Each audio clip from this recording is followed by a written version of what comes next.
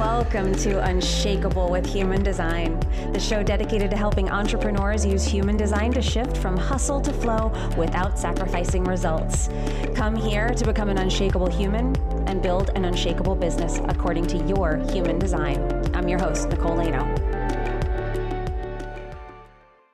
Hello and welcome to Unshakable with Human Design, everybody. I'm your host, Nicole Laino, and I am so happy to be here, not by myself today, but with my good friend, Jess Burgio.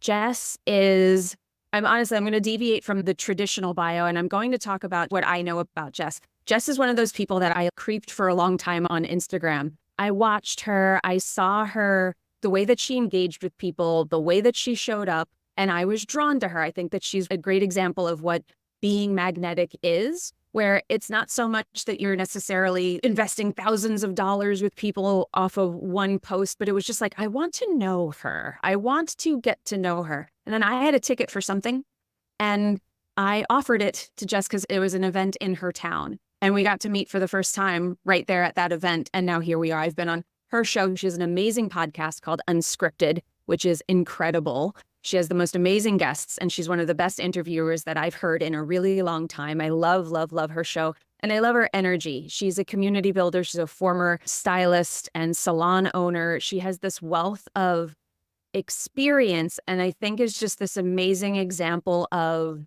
what someone does when they're just determined to succeed and they're willing to put in the work to see how every step unfolds along the way, and just remaining dedicated and really driven. So, Jess, welcome to the show. Oh I'm my so gosh. happy you're here. Thank you. What a beautiful introduction. I love that so much. Could you write all that down? And that will be my new intro. Well, tell everybody what I didn't tell them. Introduce yourself. Let the listeners know a little bit about you that I left out there. Well, I am a self-proclaimed high energy hype girl. Like she said, there's something that I naturally am gifted with, which is bringing people into my world. Sometimes it doesn't always bring people in. And hopefully I'm learning now that sometimes it pushes the people away that aren't meant to be in your world. So I just love a good vibe. I love creating a good vibe. It's why I loved and thrived in the salon industry for many, many years, I think. And once I met Nicole, I got to learn a little bit more about why that was possible through human design. And it's one of the things I know we're going to dive into, but I'm a mom. I have an almost 13-year-old who's in 6th grade. That's been interesting to navigate and has thrown my life for a curve ball for sure. I now do have a podcast, yes, called Unscripted. I've been doing the podcast for almost 4 years now. We just hit our 300th episode. And I've learned so much just about myself and about commitment and consistency through the podcast, which I tell people that I think I found my voice through podcasting, and the ability to connect with so many people at such a high level in a very focused way has literally changed my life. And so that will be the next book. Is my first announcement. I was talking to Jake about, I want to write a book around how a podcast can change your life. But I get the honor of coaching other women in the entrepreneurial space who are usually at some sort of a pivot in their life or career where they're looking to make a change. So I have a lot of people moving from corporate into the coaching space, people who maybe have tried entrepreneurship in the past, but didn't have a clear strategy or plan, didn't really know how their skill sets or soft skills fit into potentially what they wanted to do. And so I get to play in that world of helping people figure things out and take action. So that's what we've been up to over here. I love that. And I love the way that you approach things. There is such an open-hearted perspective and way that you approach life and approach business. And I do want to say, because this is a human design show, Jess is actually a really rare human design type. She's a 4-1 emotional projector, which projectors are already 20%. Then we cut that in half by making you emotional. And then we go and add the 4-1, which the 4-1 profile is the most rare of profiles, means that you have a fixed fate. And this is one of the things when I see people living their design, even without knowing that they're doing it, that feeling like you're on a track, you may not know where it's going, but you trust the track and you trust yourself. That is everything about a 4-1. You can't be pulled on somebody else's journey. It's your journey. And that journey is you discovering yourself, trusting yourself. And it can be interesting. And then you have an open G center, which through the different environments that you're in, through the people that you meet, you're picking up, do I belong here or don't I? Is this my place? Is this not? Are these my people? Are they not? And the more you're in community with the people that are right for you, the more your path unfolds. That's where your direction comes from. So it's so interesting. I love to call out whatever my guests are on the show. I'm like, let everybody know what your design is. Yeah. And And I always take extra notes when you are talking about me because I always hear something that I didn't hear the last time or that I'd forgotten. And so it's this is literally one of the most powerful things. Obviously, if you're listening to this podcast, you're interested in human design, I would imagine. But there's so much depth to what you can continue to learn about yourself in different seasons of your life. Different things will land differently. And so every single time I talk to Nicole, I learn something different or I'm reminded of something or something makes more sense in my life that didn't make sense before. So I'm a huge fan of your work and how you approach things and for always bringing it back to the things about us that make us uniquely different because a lot of people are searching for that. And so this is such a beautiful way to find that in you. thank you. And I think there's a common misconception with human design that you need to be lost to go and to have to find your path. But it's the little clues, it's the things that tell you, I know where I'm going, but if I just had this little bit of information, that one little thing can make so much click that could help you figure out if that decision, that thing that's been on your heart that maybe you've been denying and you feel the pull toward, that one thing, like hearing that your conscious sun is gate 37 and it has to do with community and that your fixed fate is going to have to do with community and friendship and family, that might help you deny or accept and offer an invitation or piece of recognition that comes to you and helps you either take a step or walk away from it. So I appreciate you saying that. And I'm happy that you get that experience when I talk about human design. It's always my hope. But I want to talk to you about podcasting. And when I have friends on particularly, I think that there's a great benefit to people hearing a conversation that we would have even if we didn't have microphones in front of us. Mhm. And I think that you and I both have grown our business. I think we have that in common where the podcast changed everything. The podcast for me gave me focus. It gave me a little playground for me to test and workshop like a gym. I got to work out my message. I got to work out my brand. I can get on stage now and not even think twice. If I really were like blocked and was like, I don't know what I'm going to say, if someone went to go pull me up out of an audience and say, do you have 10 minutes? We need you to fill. If I was totally blocked, I could go back and just look at podcast episodes. And I could say, I've carefully thought through 280 ideas that I have to choose from. I have this bank of material that is so valuable in so many ways. Can you talk about your experience with podcasting and what it's done for your business? Mm. There's so much there. I agree with you on now having a arsenal of conversations that I can bring to the table. And that's what's always so fun and interesting when people have me on their show of like, what do you want to deep dive into? I'm like, listen, I've had just about every conversation you could possibly think of between the 300 plus episodes I've done for my own show, probably another 100 I've been a guest on someone else's show, and then 20 plus years of having all varieties of clients in my chairs at the salon. You know how it is when you sit down with somebody to get your hair done, you tend to share or overshare. And so that is true for me as well. I feel so much more rooted in my message. I'm able to convey a message from start to finish much more concisely than I ever was before I had a podcast. I've refined how I approach conversations. I've studied my own tape, if you will, and many other interviewers that I love of how do I become better at what I'm doing? And everything's a rep. And like you said, it's a playground to discover what do I love talking about? What gets me excited to sit down in front of the microphone? Who do I want to have these conversations with? And being able to steer the ship, right? Knowing that I'm a projector, there's just things that we know. And we have these intuitive nudges that like, I don't know how I know this, but I know this and I know energy and I can read people. And so when I vibe with somebody, we have really great episodes. And it took me about 2 years before I actually got the guts up to start the podcast because I was like everybody else. Am I going to be consistent? Am I going to be able to do this every week for forever? Because there's really no end date. It's not like a 6-week gym challenge, but you can. There are actually no rules. So if you are someone who's thinking about starting a podcast and think, oh, well, there's no end date, I could never. You can end it whenever you want. You can take a break whenever you want. You can put out 1 episode a year if you want. You can use the platform however you see fit. Obviously, quantity is just as important as quality these days, but the quantity will help you get the reps in to develop your style. Do you love doing solo episodes? Do you love being funny? Do you want to be educational? Do you want to be known for a specific topic? And so that's what you can play with. And I had an agency for a while where this is exactly what we did. We helped other people start and launch their podcasts. And I got to see myself come through in their shoes many times with the fear of, will I have enough content? Will I have enough to say? And if you're living your life, you will have plenty to say. And you at times just have to be brave enough to share what you're going through and document it in real time instead of perhaps waiting till you figured something out. That's why social media is so popular, is because the people who are willing to document the process of something is far more exciting than watching someone's after story. We want to be taken along on the ride, and you can do that with a podcast. And aside from that, I've made so many connections with friends, because if you really think about how much time you get with one person on a podcast, it's probably a lot more than you're getting with a variety of people that you love in your life. You might not get 1 hour of undivided attention with your best friend. And here I'm getting 1 hour of undivided attention from a guest that I probably couldn't even afford to do a coaching program with if really we put that on the table. So when I realized it was going to give me access to people I might not otherwise ever have a chance to say even hello to, I was all in. Because as someone who is just naturally curious, I call myself a nosy bitch, but somebody very nicely said, "No, you're just a very curious person." I said, "I like that better. That sounds more professional." I Take thought that. that's what makes me such a good interviewer, is because I'm not afraid to ask the hard questions. I'm constantly thinking of questions to ask people.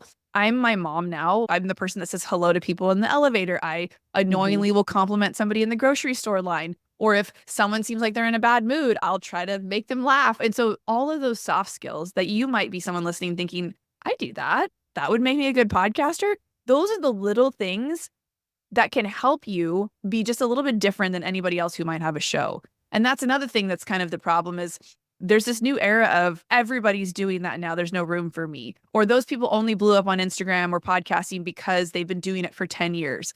Well, I was a hairdresser. How many hairdressers are there in the world? And nobody, when I went to beauty school, said, you shouldn't go to beauty school. There's already enough hairdressers in the world. Nobody was talking like that back then. Nobody says you shouldn't go be a doctor. There's too many doctors in the world. And so it's interesting how in the online space, we feel like everything's oversaturated because we're inundated with so much shit. But at the end of the day, like I said earlier, you can be for somebody or you cannot be for somebody. And so when you choose a platform like podcasting, you really can go all in on who you are and develop a brand as you create conversation. And so I started off actually with a podcast called the Beauty Inspires Beauty Podcast, where during COVID and my salon was closed, I started interviewing my friends in the beauty industry, asking them how they were doing. Are you okay? What's happening in your world? How are you coping with all of this? And then the conversation kind of ended there, and we moved into, and by the way, you're super successful. How did that happen? How did you get into the industry? What are you doing now to diversify your income? What would you have done differently when you started? And that's where I was like, wait a second, I'm really good at this. I actually really like this. And now I want to talk to more than just hairdressers. Oh, shoot. Have I pigeonholed myself into the podcast being called Beauty Inspires Beauty? Now, I could have taken it one way and stayed talking only to beauty professionals, which are entrepreneurs. Or what I wanted to do was expand my reach, still include the beauty industry, but talk to more early stage entrepreneurs about how they could develop a personal brand, whether it be through podcasting or just starting to put themselves out there in a different way. Because in my background, 25 years ago, we didn't have social media. We barely knew how to use the internet for promotion. I did guerrilla marketing. I used to get all dolled up, go to Nordstrom's, pass out my cards. That's how I built my business, was from referrals and guerrilla marketing, not from social media. And so when people are coming into this space now, they're like, how do I do all of this? There's a lot of overwhelming stuff when it comes to podcasting, but it's actually more simple than you think. And I have a resource. I know Nicole can help people with podcasting too, but there's a lot of great resources that can help you get out of overwhelm and into action. But all that to say, yeah, podcasting has changed the trajectory of how I'm able to show up and how I'm able to reach people, because with a brick and mortar space, with a one-to-one in a location, I couldn't speak to a lot of people. I could impact the small group of people that I got to see in the daily and those around me, but I didn't have a big enough reach. And I knew that where I was at in my life and business, I wanted to create more impact in a bigger way. And so the podcast is giving me that opportunity. Yeah. And I think one of the things that people really discount is, of course, there's that question, will I have enough content? Will I have something to say for weeks and weeks and weeks on end? Because I have people who come to me for human design and they're like, I'm a reflector. Can I have a podcast? Am I going to have the energy for it all the time? And I'm like, it's all in the way that you structure it. I had a manifester who is interested in starting a podcast, but she's like, I hate everything that I do eventually. And I'm like, well, you're a manifester. That's just normal for you. You're going to say, this makes me sick. I don't want to do this anymore. But I was like, what about the concept of seasons? Recognize where you're putting up a blocker. Do you want it or not? Because if you don't want it, that's a different story. But if you want it and you're afraid, yeah, it's really the fear that I think puts up the blockers, where your brain starts to say, that sounds scary. that sounds confronting. I'm afraid of the judgment. I'm afraid of the who does she think she is kind of thing. And all of the excuses come up. What if we run out of content? What if it doesn't grow? What if it just takes up a lot of our time? What if I hate it after 6 months? What if I hate it after 6 weeks? Most podcasts don't make it past 20 episodes, which is a staggering statistic. So here's the thing that a lot of people don't understand, I don't think, is that if you hang out in the game and you have a good quality podcast, I'm not talking like crazy production or anything like that. If you do that and you hang for a while, you'll already be toward the front of the pack. You just end up there because everybody else falls off the race. So if you're just willing to put in the work, which that was another thing that I wanted to talk to you about that I think could benefit everybody here, particularly the people who are at that early middle stage of their business, the value of the long game. If you're looking for a podcast or your offer or your launches or whatever to pay off in 4 to 6 weeks, you're probably going to be disappointed. And I know you haven't had this, like you've had a lot of different businesses, you've tried a lot of different things, but what is your perspective on the long game? Because I think it's also interesting from a projector's standpoint, where I think there's a common misconception that projectors don't have energy. I should say that Jess has 3 motor centers defined, so you are a highly energetic projector. But from this projector's perspective, where you don't have sustainable energy is really the thing. You need to take those breaks. What is your perspective on playing the long game and allowing things to build? Because you've done that, I think, with relationships. You've seen things and said, that's an opportunity. And then it doesn't seem like you've expected instant results and you've stayed with them. Do I have that right as far as your experience with that? Oh, yeah. And nobody told me, just like maybe no one's told you until this very moment, that nothing happens overnight. And I think fortunately and unfortunately, my hair business did kind of happen overnight. And so I did have a warped sense of things being able to be easier than they were. But if I look back over my career, it was a long game, yes, but it was a long game of being consistent and being available and doing the work. And I didn't get into the beauty industry to think, if this doesn't work out in a couple weeks, I'm not going to do it anymore. If this fails, then I'm not going to keep doing this. I never thought that once. But for some reason now we have this perceived notion that things shouldn't take very long. And if I don't have sold out launches or if I don't have a lot of people downloading my podcast, what's the point? And again, I coach people that have podcasts through that sticky situation, because even if you can get past 20 episodes, you're going to be comparing yourself to other people's downloads and how many DMs they get or how many reshares they're getting on their podcast or how many reviews someone else has that you don't have yet. And I say to people, did you get into podcasting for the short game? You have to be in it for the long game. You will not go viral with a podcast. If you want things to be quick and overnight, you better get good at making TikTok reels and good at really solid hooks with calls to action. And there are platforms where things can happen overnight, but will you be ready for it is always my question. What are you setting yourself up for? And so I think it takes some time to figure out where you fit in the podcast space, but also in maybe your entrepreneurial journey. Because if at the end of the day, you're just trying to make some money, we can make money doing anything. You can make money doing anything. And right now, there's a whole lot less work involved in going to just get a job. A lot of these companies pay decently, 20, 30 bucks an hour. You've got benefits. You've got all sorts of support and structure, and you're told where to be and how to do it. And there's nothing you got to figure out. You just got to check that box and you get that paycheck. And I want to just remind people of that, because it is a gift to choose entrepreneurship. No one's making you do this. And so I see a lot of people that sit in that, oh, this is so hard. I said, well, choose a different hard then. It might be hard to tell everybody you work at Chick-fil-A at 35 years old. I don't know. Is that too hard for you? What would be harder? What would make you feel aligned in your life and your business? Putting everything you have into it, or just toe dipping into something? I can tell when someone's fully invested in something and when they're not. They get results or they don't. They're happy with the little bit of results or they're not. People that always find something wrong or things don't happen fast enough are the ones that are actually not probably putting enough effort into something. Because if you put your whole heart into something, if you worked as hard as you possibly know you could, if you did all the things that the coach told you to do or the framework of something and it doesn't work, that type of person is going to be like, I did everything possible. Let me tweak this, take whatever little data I got from this experience and make it better. And they keep going because they have a vision and a why for what they're doing. And I think with a podcast, having a vision and a why for me was really important. And I actually recorded over 25 episodes in person with video before I even launched my show, because I wanted to prove to myself that I could do this podcast before I put it out into the world, because I'm not somebody who likes to say I'm going to do something and not do it. I do care what people think, and my reputation is my brand. And I think a lot of people forget that. And it's not to say that you can't say you're going to do something and not do it. We can all change our mind, and that's fine. And I learned that the hard way when I chose to step away from the beauty industry, because I had over a book of 200 clients and I owned a salon. So I had employees and people that worked for me and looked up to me and that I mentored.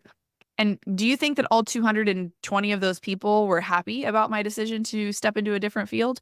Absolutely not. So talk about not even getting the support that you wanted. It came in the form of, oh, that's so exciting, but who's going to do my hair? What about me? So when I started asking myself, what about me? What do you want?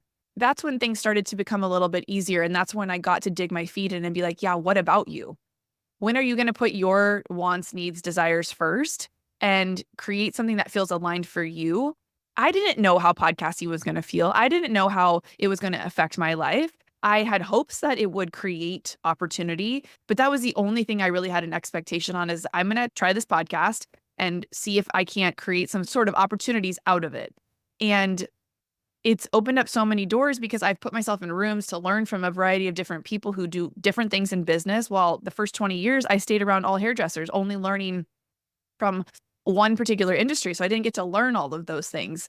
And again, back to your question of what are my thoughts on the long game? In this day and age, if you are not committed to something fully with the intention of playing the long game, choose an easier route. Choose something that doesn't require as much commitment, because the results will speak from the fact that you're just not as committed as you might think you are.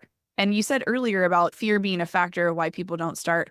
I do think it's fear of what people think, but I also think it's a fear of overwhelm of how much work it's going to take, because it is a lot of work. Podcasting is a lot of mental energy. It's a lot of forethought into creating valuable content that's going to land with your potential client, if that's what you're using your podcast for, like a marketing piece of your business. But that's the fun part, is you get to discover those things along the way by putting yourself out there. So for the longest time, I still did hair while I funded my side hustle business, which was the podcast. Then when the podcast started creating an awareness that I even existed, creative visibility for me, I was able to then tease out offers of, what would you guys want from me? A retreat? Would you like one-to-one coaching? So I launched my first group coaching program for hairdressers. It was the 6-figure stylist course. And because I chose a path, I chose a launch, I was able to bring a couple people into my world, 3 to be exact. And then I had 3 or 4 other people come around the back door because they saw I had put myself out there and say things to me like, I already make 6 figures, Jess. Would you be able to coach me on X, Y, or Z? And that's when I started to really realize the mindset around my industry of, what does 6 figures mean? And I was like, what does 6 figures mean to you? Is it literally $100,000, or do you make $999,000? And I started to see people shift and think differently, because in their head, 6 figures meant I hit $100,000 in my business. And so it was fun to dig into that mindset around the glass ceiling for us in this industry. You could make more, you could do more, you could have more. What do you want? Who are you? And it just led me into this curiosity, because for the longest time I was in that box. I thought I had hit the glass ceiling. I've proven to everybody that I could be a successful hairdresser. Because let me tell you, when I was 19 years old, deciding to go to beauty school, everybody was like, that's not a real career. You need to get a real job. But 20 years later, I quote unquote proved them all wrong. But realized as I sat making just shy of 200,000, is this it? Is this as good as it can be? Am I just going to sit here and for the next 20 years be okay with A, only making this amount of money, B, never having tried to do anything else and put myself out there in a different way, and C, the amount that I was working, I was so much away from my son. I wanted to explore creating opportunities for myself that would allow for me to have flexibility that was different than a brick and mortar.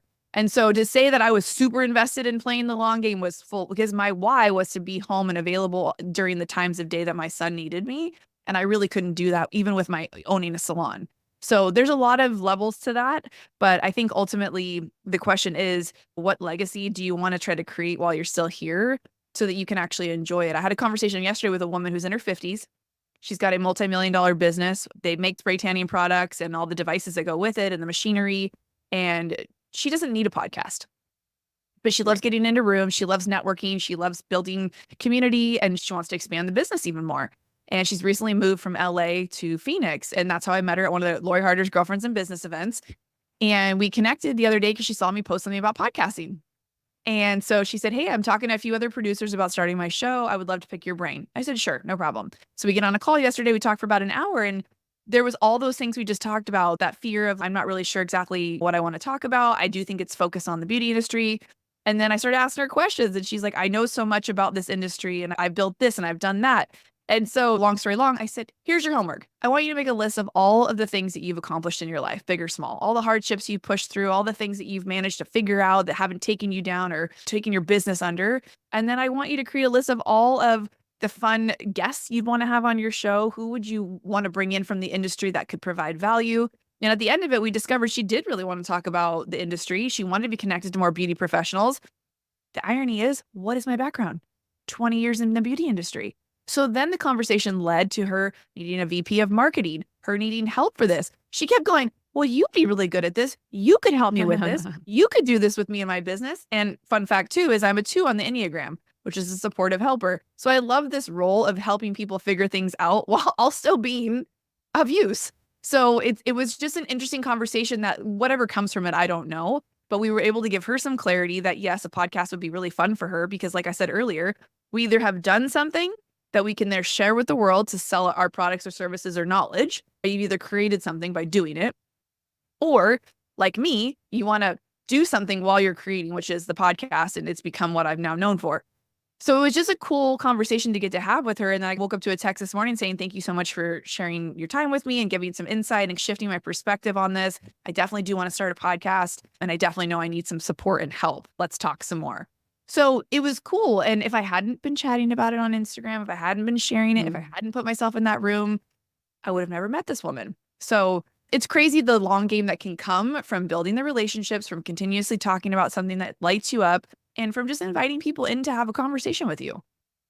I want to call one thing out there. By the way, those were invitations. You're a projector. She was inviting you. She was recognizing you. That's what happens with projectors. You don't have to be selling yourself to be recognized. You don't have to be like, hey, I do this.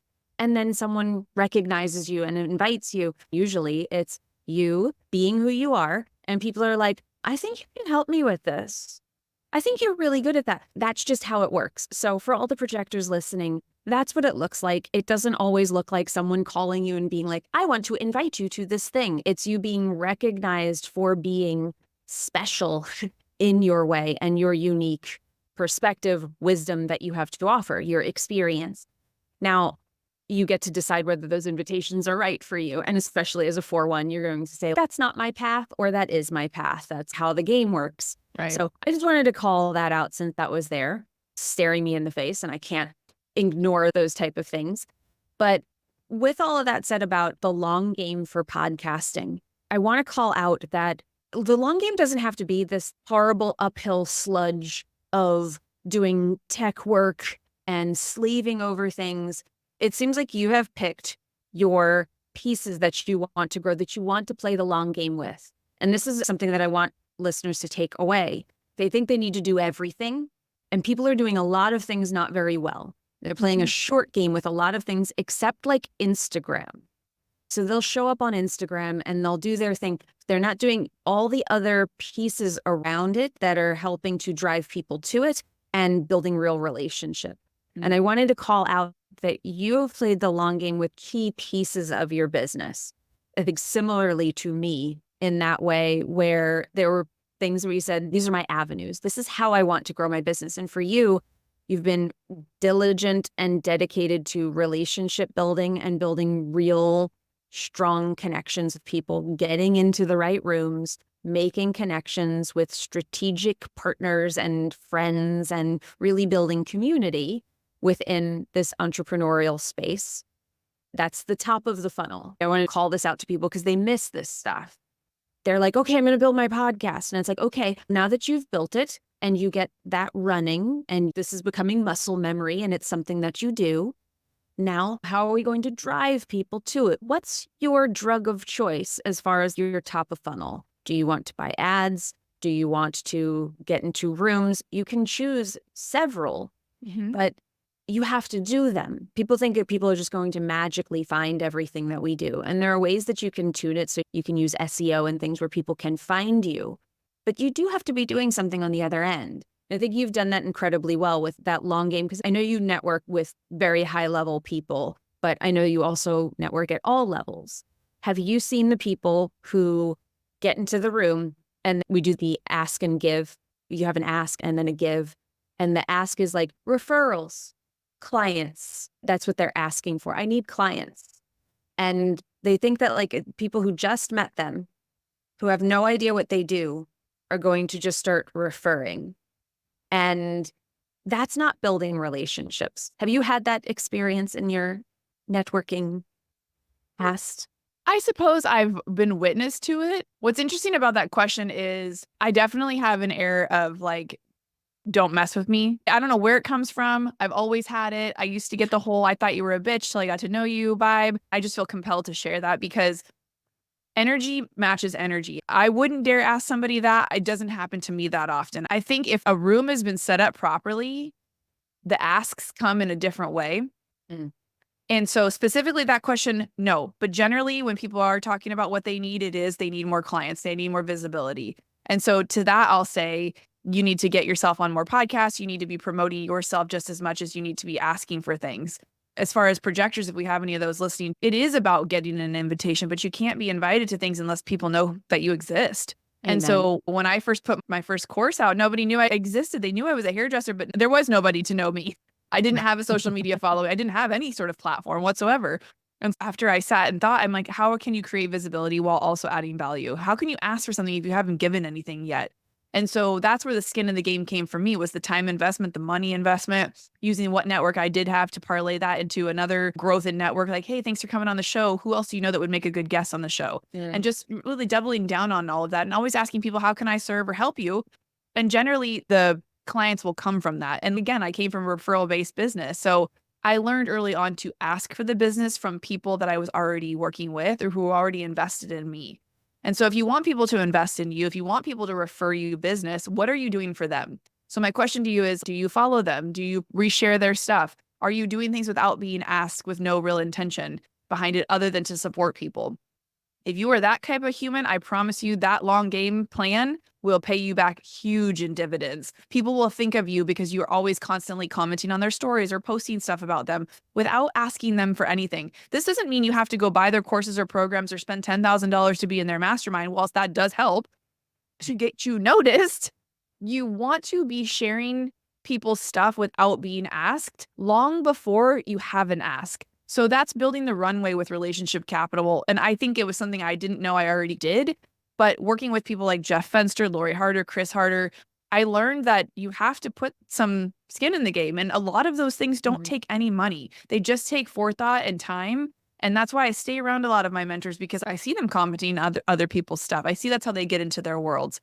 And luckily, I've had some really great mentors that have shared how long it actually has taken them to accomplish X, Y, or Z. And so for me, that gives me hope that it's not taking me any longer than it's supposed to, and my journey's not going to look like anybody else's. And anytime I try to quit on anything, I know who to go to talk to, who's going to encourage me to not, looking for the proof to keep me in the game. But as far as running a room and asking for something, my favorite recent quote that I've heard is try to be as interested as possible versus being interesting.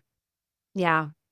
Being curious about people is the key to really be able to look and see the people who are in front of you and get curious about what do you do? Mm-hmm. And I feel like you're built this way. I mean, you're a 4-line. So typically 4-lines just know how to interact with people, and you have the channel of community. I mean, you were a hairdresser, you were a stylist. So people have probably fueled your life for a long time. Mm-hmm. I have 0 4-lines in my design, none of them. I did not naturally know how to make lasting connections with people because the 5 has a weird relationship with connection and how people see us, which I didn't know until later in life. It helped me not take it so personally. Yeah, we've talked about this. That was interesting when you shared that with me. Mm-hmm. But one thing that really helped me was I would always feel like I hadn't done enough for people, which that's a 5 thing, guilt, 5-line guilt. I haven't done enough. I haven't fixed enough for you. But then just opening it up to people to say, how can I support you? as well. What can I do to support you? I see you're doing this. What can I do to support you? And that's just a question that I've put in my mind. It's not the natural thing. I'm very head down working a lot. But when I connect with people, it's like, let me make intentional connections. And the podcast has helped so much with this too, because it's given me this avenue to focus on people. Like, let me showcase you. Yeah. And let me get super curious about you. And let me ask you great questions and expose you to my audience. And I think that's an underrated piece that a lot of people don't think of when they're thinking about going into podcasting, is it establishes you as an authority, but it's also a really beautiful gift that you can give the people that you want to showcase. In the beginning, it can sometimes feel like I'm not in a place to lift somebody up. I'm not big enough. And I definitely fell into that trap. I don't have a big enough show to ask them to be on it. And then I had to get over that quick. So it trains you to get over your stuff quickly if you really are committed to the show. Yeah. But I got over that quick. And then I realized what a gift it is. Like, I had people that were way more established than me that were very excited when I invited them on my show, or they asked to be on my show. And I was shocked and made me feel really good about myself. Yeah. And it made me feel like I was more established than maybe I was giving myself credit for. Mm-hmm. And then people would say I was a great interviewer and I asked great questions. And it was like, oh, maybe I am good at this. The confidence that I got through this journey, because when you're building a podcast, if you're building a good one, I think you're building a message. And you may not know exactly what that message is on day one, the full thing. You should have an idea so that it's actually producing something for you. But the act of showing up does so many things for you. If you're showing up and you are putting out a podcast episode every week, I've been doing this for 3.5 years now, and we do 2 episodes a week at this point. We've been doing that for 8 months. I think we've been at the 2 episodes. It's a lot. I'm not going to lie to you. There's a lot of work that goes into the show, a lot of thought, a lot of energy. But also at the end of the day, I'm very proud of this show. And I CTA this with some serious confidence when I'm like, listen to my show. And it is the greatest lead magnet, little soldiers out there working for me every day, because people are listening to episode 100 after they listen to episode 280. They're finding all of these old things. I don't have to create new content every day. When I feel like I need to have some downtime, I can take it off knowing that the podcast is going. I'm not completely absent, and I've built a loyal following on the podcast where my people come back and new people find me every week. I'm curious if you've ever had this thought, but I always say that when you're doing things in the physical world, it helps you believe that your dreams are possible. So if I have a vision for I make money in my sleep, which is something that we see quotes on Instagram about, we have that vision, we have that thing. But if you don't actually have a way for people to pay you while you're sleeping, then there's a part of you in your brain that's saying bullshit. You can't do that. I know that when I go to sleep, people are listening to my show because I see downloads change from the night before to when I wake up the next day. While I'm in the shower in the morning, people are listening to my message. They are deciding whether I am the person for them or not. And I'm sure you have people like this who've listened to your show for a while and you don't even know they exist. And then they come into your world and they say, I know I have to work with you, or I know you're my person. And that comes from you being dedicated enough to show up and give them something to binge and to listen to and go deep enough with you, because they're not going to know that from a 15-second reel with a great hook. Unless you're selling a course on how to do Instagram reels and grow to 200,000 followers in a minute, unless you have that course and that's your business, that's not going to drive people to send you thousands of dollars. But a podcast will, because they can actually go deep with you because you're going deep. Yeah. I think one of the girls in my mastermind specifically said, I've been listening to your show for over 8 months. And that's what got her to join the mastermind when I started talking about that, inviting people to check that out. And yeah, it was the consistency of her listening to me in her ear for 8 months before she reached out and wanted to work with me. And she's actually the only one in my mastermind right now. Currently, there's 7 women that is in the beauty industry. So it's crazy because I know for a fact, had I not had so much skin in the game with my podcast, I don't think any of these women would have joined my mastermind. 4 of them have started podcasts. 2 of them worked with me individually before joining the mastermind. And then 2 of them went through my podcast course and started their podcast. And then the first one, who was a one-on-one client, we held her off for a while because she wasn't clear on her message yet. We worked through that before she started the show because she wanted to be very, very intentional. Her topics are a little bit more sensitive and specific.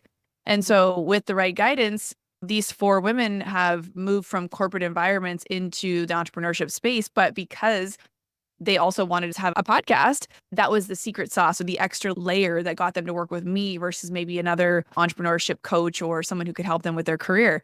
So I know it to be true. And the other 2, I think the credibility came from the podcast as well, because not only does the podcast speak for itself, like you say, with the downloads, is it gives me more than enough content to speak about throughout the week to share the 2 episodes that I'm also doing throughout the week. So on any given day, I don't have to think about what I want to share on the show. I at least have those 2 juicy episodes that I can promote, re-promote, talk about. So I listen to all my episodes now. I thoroughly enjoy listening to them. I get a lot out of them, especially if there's a guest interview, because there's always something I missed, or maybe I batch recorded it and it was a few weeks prior. So I always listen to the show and then reshare the topics on the show on social media. I do little clips out of it over on TikTok, and we've started to push stuff on Pinterest right now, just driving traffic back over to the podcast, which has seemed to be working. But nothing moves traffic like you showing your face on social media and talking about stuff, or getting into the rooms and telling people about the podcast and getting them to connect with you.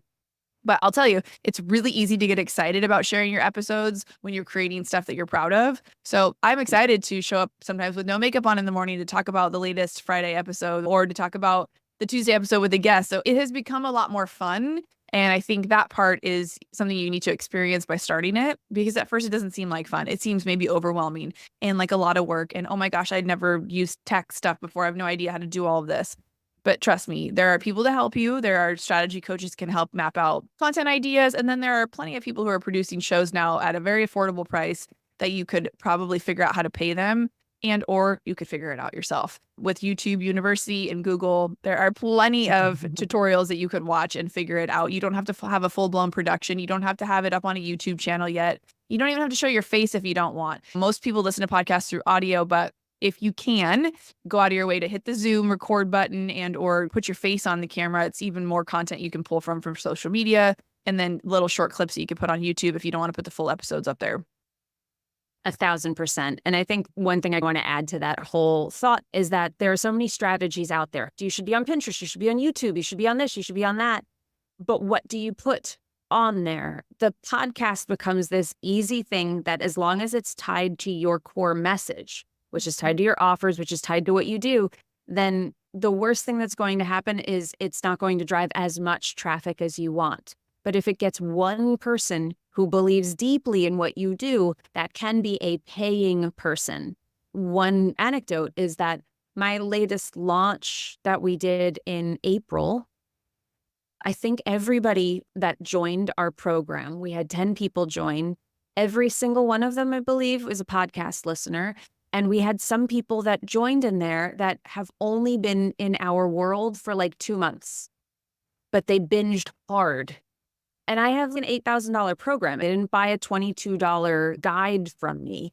They jumped in and said, I want to spend a year with you.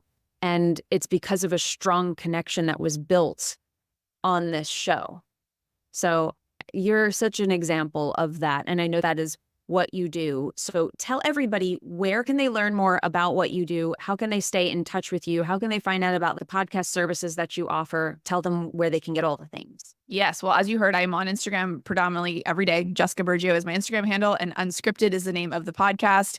You have to type my name in with it, because there are many other people that have that show title, which is another reason to not hold yourself back, whether it's with the title or with anything. Something's already been done, so don't even worry about it. You can fit into the game. But yeah, Instagram and the podcast. And then we do have retreats that we run, which are called Unscripted Live retreats, where they're fully holistic style mastermind retreats where we come together, we drop into our feminine energy in the morning, and then we also do some masculine strategy, business stuff in the evenings. They're pretty transformational. I think I am an in-person person, so if you are someone who's hiding behind the idea that you're not an in-person person, I will convert you. I think I'm all about the inclusion. I love bringing people to the table. And I was once told If I didn't feel like I was getting the right invitations, that I had to build my own table.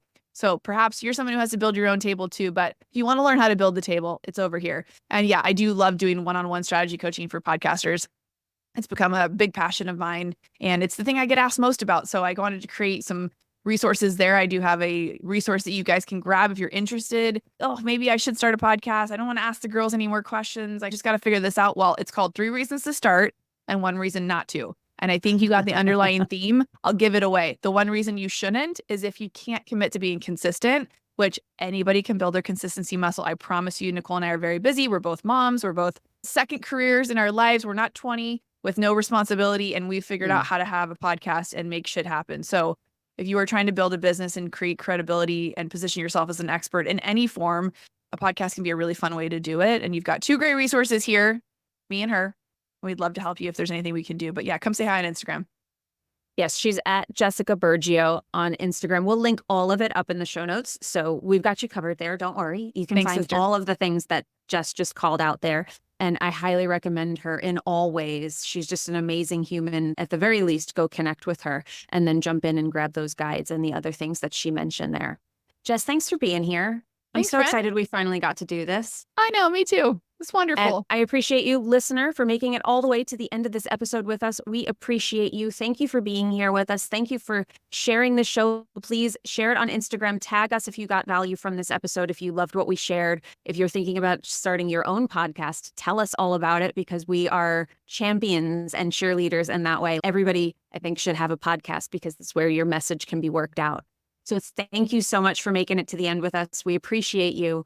And remember, in order to have an unshakable business, you must first become an unshakable human. So thanks for letting us help you become unshakable with human design, everybody. We'll see you next time. If you loved this episode and you're a fan of the show, please show us the love on iTunes, Spotify, or wherever you're listening to the show, and leave us a review. And if you'd like to connect with other entrepreneurs on their human design journey, join our free Facebook community, Human Design for Entrepreneurs. Go to NicoleLaino.me/podcast links to join the group, book a human design reading with me, or access our free human design resources. We'll see you there.